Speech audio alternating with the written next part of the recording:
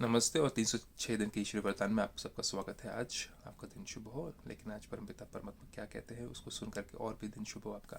तो देखिए आज बाबा कहते क्या है इस ईश्वरी वरदान में।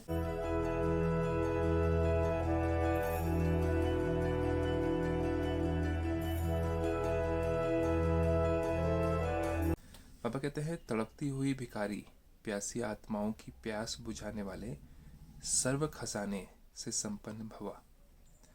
अब भिखारी जो कह रहे हैं परमपिता परमात्मा, वो धन के भिखारी की बात नहीं कर रहे हैं। जिसके जीवन में सुख नहीं है, शांति नहीं है, प्रेम नहीं है, खुशी नहीं है, वो आत्मा भिखारी है। चाहे जितना भी धन हो, लेकिन रात को नींद ना आए तो वो आत्मा भिखारी है। सुख की भिखारी, शांति की भिखारी, प्रेम की भिखारी, खुशी की भिखारी है। तो देखें बाबा कहते क्या है इसमें विस्तार में। बाबा कहते हैं, जैसे लहरों में लहराती व डूबती हुई आत्मा तक तिनके का सहारा ढूंढती है। कोई भी अगर जहाज से गिर पड़ता है पानी में, समुद्र में, तो वो कहीं भी एक कोई लकड़ी मिल जाए, कोई चीज़ तैरने वाली मिल जाए जिसको पकड़ करके वो डूबे ना। तो बाबा कहते हैं, ऐसे दुख की एक लहर आने दो। दुख की लहर तो चली रही है, कई सारी आत्माओं ने शरीर छोड़ा है, कई सारे संबंधियों के संबंध टूटे हैं मृत्यु के कारण, इस कोविड केसेस में भी। तो परमात्मा कहते हैं, ऐसे दुख की एक लहर आने दो, फिर देखना अनेक सुख शांति की भिखारी आत्माएं तड़फती हुई आपके सामने आएंगी। इस कोविड के टाइम पे अगर आप देखेंगे, बहुत सारे लोगों ने मेडिटेशन करनी शुरू करी, बहुत सारे लोग अपने जीवन को साधारण बनाना शुरू किया, बहुतों ने। लोभ कम हुआ, लोगों का अहंकार कम हुआ, धन का अहंकार हो जिसका भी हो, क्योंकि धन वाला व्यक्ति भी शरीर छोड़ रहा था, इस कोविड ने किसी को छोड़ा नहीं। तो जब परमात्मा पिता कहते हैं कि पाप इतना बढ़ जाता है, तो सबकी शामत आती है। इसमें कोई ये नहीं देखता कि कौन अमीर है कौन गरीब है, कर्मों का फल हर किसी को मिलता है। तो परमात्मा पिता कहते हैं, जब ऐसा कहर आता है तो उस समय सब भागे भागे भगवान को याद करते हैं।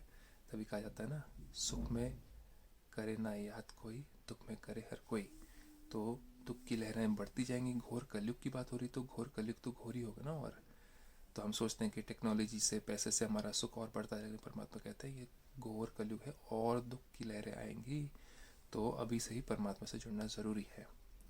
धन का अहंकार या लोभ किसी को मदद नहीं कर पाएगा उस समय। चाहे आप करोड़पति हो, अरबपति हो, कोई भी कुछ नहीं कर पाएगा उस समय जब हिसाब किताब आता है कर्मों का। तो बाबा कहते हैं, अनेक सुख शांति की भिखारी आत्माएं तड़पते हुए आपके सामने आएंगी। बहुत सारे लोगों ने ऑनलाइन कोर्सेज करे, मेडिटेशन सीखा, उन्होंने डिप्रेशन में गई बहुत सारे लोग, बहुत सारे लोगों के रिलेशनशिप्स टूटे, डिवोर्सेस बहुत बड़े इस बारी, डोमेस्टिक वायलेंस बहुत बड़ा इस बारी। तो परमात्मा कहते हैं, ऐसे दुख की लहर आती तब जाके भगवान याद आता है, तब जाके मेडिटेशन सीखते हैं, परमात्मा से राजयोग, आत्मा परमात्मा का संबंध कैसे जुड़े वो सीखते हैं लोग करके। ऐसी प्यासी आत्माओं की प्यास बुझाने के लिए अपने को अतीन्द्रिय सुख व सर्व शक्तियों से, सर्व खजानों से भरपूर करो। लेकिन उसके लिए हमें अपने आप को क्या करना पड़ेगा? अति इंद्रिय सुख हमें प्रैक्टिस करनी पड़ेगी कि ये इंद्रियों का सुख ना लेकर के, घोर कलयुग में जितना घोर कलयुग होता जाएगा उतना इंद्रियों के सुख में जो आत्मा फंसेगी, उसको जब वो इंद्रिय सुख नहीं मिलेंगे, क्योंकि चीज़ें नहीं मिलेंगी, खान पान की वो जो टेस्टी चीज़ें, बहुत सारे लोग तो पिज़्ज़ा के लिए ढूंढते थे, पिज़्ज़ा के लिए बंद थे आज, है ना। कोविड के टाइम पे तो खाना भी नहीं मिल रहा था ठीक ठाक कभी कभी भी, तो लाना भी मंगवाना भी बड़ा मुश्किल। जिनको आदतें पड़ी हुई है बाहर के खाना खाने की, नॉनवेज खाने की, चटपटी चीज़ें खाने की, उनकी तो हालत बहुत बुरी होगी। वो तो इंद्रिय सुख, इस इंद्रिय सुख से तड़प रही थी, उनको कुछ नहीं जो मिल रहा था खाने को, उनका टेस्टी खाना उनको। तो परमात्मा कहते हैं, जो अगर आप स्वयं ही इंद्रिय सुख में फंसे रहोगे तो औरों को कैसे बचाओगे उस समय? तो अति इंद्रिय सुख, इन इंद्रियों से पार वाला जो सुख है उसको कहते हैं अति इंद्रिय सुख, जो कि परमात्मा की मेडिटेशन से आता है, आत्मा को मिलता है। अतीन्द्रिय सुख व सर्व शक्तियों से, सर्व खजानों से भरपूर रहो। तो शक्तियाँ क्या हैं? उस समय सहन कैसे करना है, इन चीज़ों को कैसे सामना करना है। अगर हमारे पास नहीं आए, अगर आए तो अब हम खुद मनाएंगे, तो और वो क्या बताएंगे क्या करना है।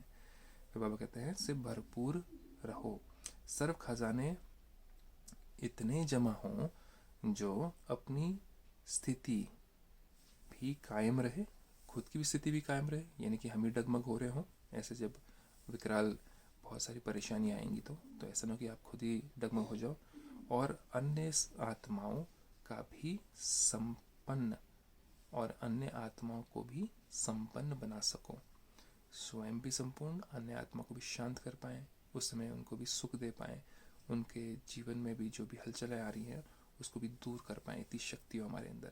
तो ये आएगी कैसे? इसके लिए मेडिटेशन चाहिए, इसके लिए स्वयं का अभ्यास चाहिए और इसके लिए आध्यात्मिक ज्ञान चाहिए, जिसके द्वारा आप अपने मन बुद्धि को स्थिर कर सकते हैं किसी भी सिचुएशन में, किसी भी प्रॉब्लम में।